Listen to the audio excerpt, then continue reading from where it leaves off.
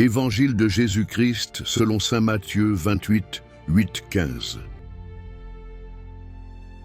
En ce temps-là, quand les femmes eurent entendu les paroles de l'ange, vite elles quittèrent le tombeau, remplies à la fois de crainte et d'une grande joie, et elles coururent porter la nouvelle à ses disciples.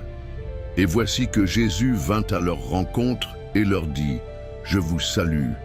Elles s'approchèrent, lui saisirent les pieds et se prosternèrent devant lui. Alors Jésus leur dit « Soyez sans crainte, allez annoncer à mes frères qu'ils doivent se rendre en Galilée.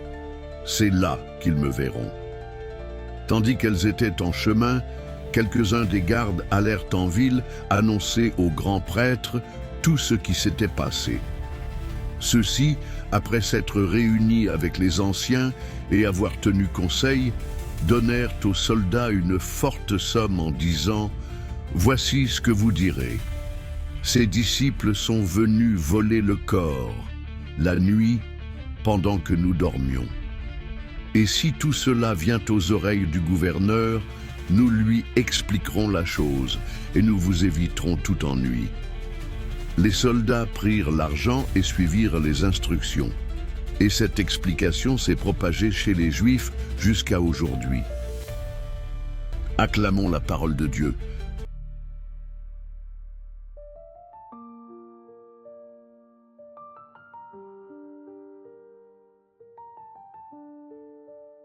Jésus est vivant. Annoncez la résurrection malgré les mensonges du monde. Aujourd'hui, l'Évangile selon saint Matthieu nous plonge dans l'un des moments les plus bouleversants de toute l'histoire humaine.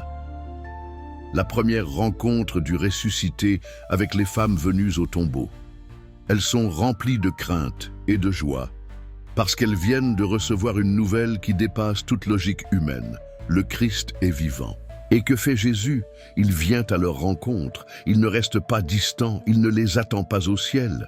Non, il s'approche d'elles, il les rassure et il les envoie.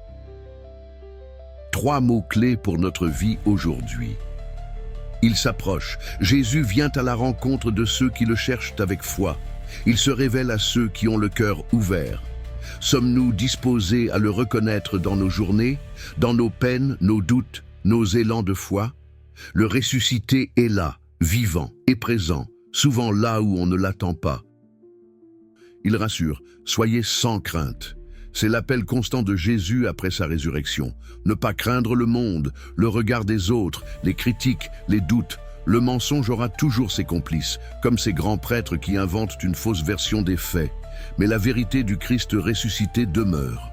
Aujourd'hui encore, beaucoup veulent faire taire la résurrection en nous disant que la foi est naïve, dépassée, que Jésus n'est qu'un personnage symbolique. À nous de rester fermes. Il envoie « Allez dire à mes frères ». Jésus confie aux femmes la mission d'annoncer la résurrection. C'est un acte révolutionnaire pour l'époque. Il fait des femmes les premières apôtres de la résurrection. Et aujourd'hui, il nous envoie, chacun de nous, là où nous sommes, en famille, au travail, sur les réseaux. Mais il y a une autre partie dans ce passage, le mensonge. Les chefs religieux paient des soldats pour étouffer la vérité. Ce mensonge dure encore. Pourquoi? Parce que la résurrection dérange. Elle dit que la mort n'a pas le dernier mot. Elle annonce qu'un autre royaume est déjà là, et cela, le monde ne peut pas toujours l'accepter. Alors, comment vivre ce passage aujourd'hui? En accueillant la joie de la résurrection, même au cœur de nos luttes. Cette joie n'est pas naïve, c'est la force de Dieu en nous. En ne craignant pas d'annoncer la vérité, même quand elle est contestée. Le monde a besoin de témoins courageux, pas de chrétiens timides. En vivant la résurrection au quotidien, par le pardon, la paix, l'espérance, le service des autres. Frères et sœurs, soyons les messagers de la résurrection, comme ces femmes. Ne nous laissons pas voler la vérité par les mensonges de ce monde. Christ est vivant et il nous appelle à le faire voir. Amen.